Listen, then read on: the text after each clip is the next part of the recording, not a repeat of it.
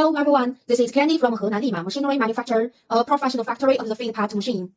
Our floating fish feed machine can make fish, shrimp, and the pet feed. You can see this is our finished product. They have different shapes.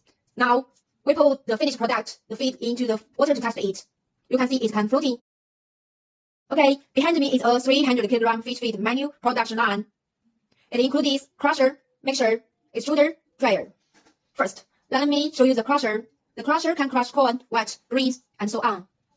Next, we pour the materials from the crusher into the mixer and mix for 3 to 5 minutes. The next step is our extruder. We need to put the mixed materials into the feeding hopper. Okay, follow me, come here. And then the materials through the screw to form a floating feed. The temperature of the feed just came out. It is around 70 to 80 degrees, and it has 20% moisture. So we need to reduce its moisture to 10%. So we need a dryer. Next, when we pour the floating fish feed pellet into the dryer. The dryer can make feed dry quickly, and then we can pack and store it for a long time.